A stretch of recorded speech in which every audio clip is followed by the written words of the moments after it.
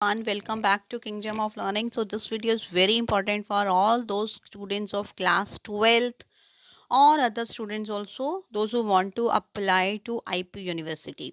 तो यहाँ पर एक्चुअली आईपी यूनिवर्सिटी के जो फॉर्म्स हैं वो फॉर्म्स तो अभी नहीं आया, एडमिशन फॉर्म वो आज आएगा, बट उससे रिलेटेड जितनी भी एडमिशन ब्रोशर है और वो जितनी भी फिलिंग ऑफ एप्लीकेशन फॉर्म है, ये सारी इन्फॉर्मेशन जो नेक्स्ट सेशन के लिए है वो आपके साथ शेयर हो चुकी है ऑलरेडी प्रीवियस वीडियो में। और इस वीडियो में मैं आपको बिल्कुल सिंपल लैंग्वेज में एक चीज़ समझाने वाली हूँ कि आईपी यूनिवर्सिटी का पूरा एडमिशन प्रोसेस क्या होता है। मींस आप अगर क्लास 12 के स्टूडेंट्स हैं तो आपको अभी पता ही नहीं होगा कि क्या होता है, कैसे होता है। तो इसमें सबसे पहले तो मैं आपको ये डिफरेंस बता देती हूँ कि कुछ बच्चों के माइंड में ये आ रहा होगा कि अभी सीयू सेट के बारे में बहुत बातें हो रही हैं, तो क्या आईपी यूनिवर्सिटी में भी सीयू सेट होगा? नहीं, सीयू सेट आईपी यूनिवर्सिटी में नहीं होगा। आईपी यूनिवर्सिटी का एक अलग टेस्ट होता है जिसको कि सीईटी बोला जाता है, कंप्यूटर बेस्ड एंट्रेंस टेस्ट होता है वो। तो क्योंकि उसका रीज़न क्या है, सीयू सेट जो है वो सेंट्रल यूनिवर्सिटीज़ के लिए है एक टेस्ट, और आईपी यूनिवर्सिटी एक स्टेट रन यूनिवर्सिटी है, ये दिल्ली गवर्नमेंट के अंडर आती है। और अगर हम बात करें दिल्ली यूनिवर्सिटी की तो वो एक सेंट्रल यूनिवर्सिटी है, जेएनयू है, एएमयू है, ये सारी जो यूनिवर्सिटीज़ हैं, बनारस हिंदू विश्वविद्यालय, ये सारी यूनिवर्सिटीज़ जो हैं ये सेंट्रल यूनिवर्सिटीज़ हैं। बट आईपी यूनिवर्सिटी एक स्टेट रन यूनिवर्सिटी है, ये दिल्ली में है और बेसिकली ये दिल्ली के स्टूडेंट्स के लिए है। मींस इसमें बहुत बड़ी एक चीज़ ये होती है कि मींस आउटसाइड दिल्ली और इनसाइड दिल्ली की बहुत बात होती है। ये जो कि रीजन यहाँ पर एक लिखा हुआ है 10th नंबर पे आप देख सकते हैं। तो इस रीजन का मतलब यही होता है कि अगर आप आउटसाइड दिल्ली हैं तो सिर्फ 15% सीट्स आपके लिए हैं, और अगर आप इनसाइड दिल्ली हैं तो आपके लिए 85% सीट्स रिजर्व्ड होती हैं। तो इसके बारे में डिटेल में सारी वीडियोस आएंगी ऑलरेडी हमारे चैनल की आईपीयू की प्लेलिस्ट पर। अगर आप चेक करेंगे तो एक एक चीज़ के बारे में डिटेल्ड वीडियो ऑलरेडी आपको मिलेगी, वो सेम प्रोसेस फॉलो होगा। तो अब इसमें एक चीज़ और आती है कि अब पूरा प्रोसेस क्या होता है, मीन्स आपको शुरू में क्या करना है। शुरू में अगर आप क्लास 12th के स्टूडेंट्स हैं तो आपको पहले ये देखना है कि आप कौन से कोर्स में अप्लाई करना चाहते हैं। हर कोर्स के लिए अलग अलग टेस्ट होगा, अलग अलग टेस्ट नहीं होगा एक्चुअली में। हर कोर्स का यू कैन से कि अगर आप सपोज बीटेक करना चाहते हैं तो बीटेक के लिए आपके जो जेई मेंस के स्कोर्स होते हैं वो चेक किए जाते हैं। इसी तरह अगर आप एमबीबीएस करना चाहते हैं तो उसके लिए आपके लाइक जो नीट के स्कोर्स होते हैं वो चेक किए जाते हैं। जो नेशनल लेवल पे जो कोर्सेज होते हैं जिनके टेस्ट होते हैं उन्हीं के स्कोर्स ही चेक किए जाते हैं। बट यहीं पर अगर आप बात करते हैं कि आपको क्लैट अगर आपको एलएलबी करना है तो आपके क्लैट के स्कोर्स चेक किए जाते हैं उसमें। तो ये सब होता है। बट अगर दूसरे जितने भी कोर्सेज होते हैं आप बीए है, बीकॉम है, बीएड है, और उसमें एक बीटेक का भी एक और कोर्स होता है, और बहुत सारे कोर्सेज बीजीएमसी है, बीकॉम है, आपका बीबीए है, एमबीए है। तो इन सब के लिए, एमबीए के लिए भी दूसरे टेस्ट का स्कोर होता है। वो आपको पता ही होगा कि कौन से कोर्स के लिए कौन सा एक पर्टिकुलर टेस्ट होता है, तो उन्हीं के कोर्स के बेसिस पर एडमिशन होता है। बट बाकी सभी कोर्सेज के लिए जैसा कि मैंने अभी बताया, बीए है, बीकॉम है, बीबीए है, बीजेएमसी है, बीएड है, इन सब के लिए एक सीईटी, एक computer based entrance test organize करवाया जाता है आईपी यूनिवर्सिटी से, और उस टेस्ट को क्लियर करना आपके लिए बहुत ज़रूरी होता है। अब वो टेस्ट आपने अपीयर हो गए आप उस टेस्ट में, अभी सबसे पहला स्टेप है आपने उस टेस्ट के फॉर्म्स फिल करने होंगे, राइट। उसकी एक एडमिशन फीस भी होगी, सब कुछ होगा। जैसा मैंने बोला कि दिल्ली यूनिवर्सिटी से आप आईपीयू को कंपेयर नहीं करें, क्योंकि आईपीयू जो है वो एक प्राइवेट यूनिवर्सिटी है, दिल्ली यूनिवर्सिटी एक गवर्नमेंट यूनिवर्सिटी है। तो उसमें जितना आपको फाइनेंशियली बेनिफिट्स मिलते हैं दिल्ली यूनिवर्सिटी में, वो सब आपको आईपी यूनिवर्सिटी में नहीं मिलेंगे। तो आपको ये चीज़ पता होनी चाहिए। तो अब जो है कि सबसे पहले आपने एडमिशन फॉर्म फिल कर देंगे आप।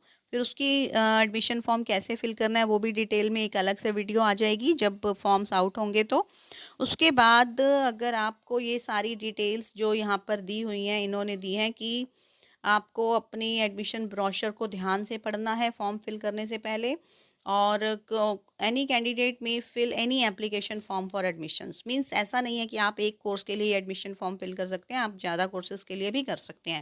लाइक अगर आप सपोज बीबीए और बीजीएमसी दोनों में डाउटफुल हैं कि आपको क्या करना है, तो आप दोनों के लिए भी फिल कर सकते हैं, बट अलग अलग फिल करने पड़ेंगे वो फॉर्म, उनकी फ़ीस अलग अलग होगी। तो उसके बाद ये लिखा गया कि अगर आपको किसी भी स्टेज पर कोई इनएलिजिबिलिटी निकलती है तो आपको लाइक आपका कैंसिल भी हो सकता है। उसके बाद नेम ऑफ कैंडिडेट फिल करना होगा, आपको इनकम्प्लीट नहीं छोड़ना एप्लीकेशन फॉर्म को। Name of mother father, DOB, DOB में आपको ध्यान रखना है कि जो आपकी 10th क्लास की मार्कशीट में डेट ऑफ बर्थ है वही सेम आपने फिल करनी है। कैटेगरी भी फिल करनी है, कैटेगरी में लाइक SC ST OBC। अब यहाँ पर भी यही चीज़ है, दिल्ली यूनिवर्सिटी में बहुत सारा इनका लाइक इनका रिजर्वेशन होता है, IPU में उतना नहीं होता, कम होता है वो। ठीक है, तो उसके बाद आपको जेंडर फिल करना है, अपना रीजन, रीजन सबसे इम्पॉर्टेंट चीज़ है। लाइक अगर आपकी आउटसाइड दिल्ली, इनसाइड दिल्ली, इसके बारे में मेरी IPU की आप प्लेलिस्ट में जाकर वीडियोस चेक करें, आपको सब कुछ बहुत डिटेल में मिलेगा। तो उसके बाद आउटसाइड दिल्ली क्या होता है, इनसाइड दिल्ली क्या होता है, क्योंकि आप सब इन चीज़ों में बहुत उलझने वाले हैं आगे चल के, तो आप प्लीज़ उन वीडियोस को पहले से ही देख लें तो आपके लिए अच्छा रहेगा। उसके बाद क्वालिफाइंग एग्ज़ाम का स्टेटस आपने रखना है कि अपीयरिंग है या आपका रिजल्ट आ चुका है, वो फिल करना होगा। फिर रिलीजन क्या है आपका, नेशनैलिटी क्या है, मेलिंग एड्रेस क्या है, फोटोग्राफ ऑफ द कैंडिडेट। फिर visible mark of identification, means आपने अपना आइडेंटिफिकेशन के लिए अपने मार्क्स को मेंशन करना है कि आपका कोई बॉडी मार्क है या कुछ ऐसा है तो। फिर center of common entrance test, means आप कौन सा सेंटर चूज़ करना चाहते हैं वो भी आप बताएंगे, क्योंकि ये जो है दिल्ली NCR के अलावा चंडीगढ़ में होता है, कर्नाटका में, वेस्ट बंगाल में, राजस्थान में, उत्तर प्रदेश और महाराष्ट्र में। और उसके बाद उनके जो सिटीज़ हैं वो भी दिए हुए हैं, लाइक दिल्ली है, चंडीगढ़ है, बेंगलोर, कोलकाता, जयपुर, लखनऊ एंड मुंबई। ये सिटीज़ हैं, इनमें से आप कोई भी सेंटर अपनी कन्वीनियंस के अकॉर्डिंग चूज़ कर सकते हैं। उसके बाद जो होगा आपके वेरिफिकेशन होगी आपके डॉक्यूमेंट्स की और काउंटर सिग्नेचर्स, मीन्स आपकी जो ये सारा प्रोसेस ऑनलाइन है, ये भी आपको पता होना चाहिए।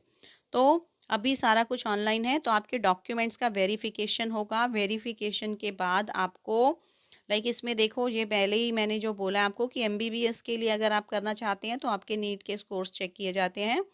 और फिर उसके बाद अगर आपको लाइक CET वाले किसी कोर्स में अप्लाई करना है तो आपका टेस्ट होगा, scheme of test except for national level test based admissions. Means वो टेस्ट नेशनल लेवल के जितने भी टेस्ट होते हैं वो अगर आप उनमें से कोई कोर्स IPU में करना चाहते हैं तो उन्हीं का स्कोर ही मैटर करेगा, ना कि आपको ये CET अलग से देना पड़ेगा।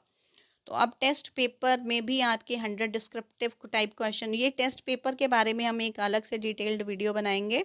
तो अब मैं यहाँ पर आपको अभी ब्रीफली बता देती हूँ कि जैसे आपका टेस्ट हो जाएगा, तो टेस्ट हो जाने के बाद मींस आपको अभी तो एक आप एडमिशन फॉर्म फिल करेंगे, आपको एक एडमिट कार्ड आएगा जब टेस्ट होना होगा तब। फिर जब उस टेस्ट का रिजल्ट आएगा तो रिजल्ट के बाद एक बहुत बड़ा प्रोसेस होता है, चॉइस फिलिंग का प्रोसेस।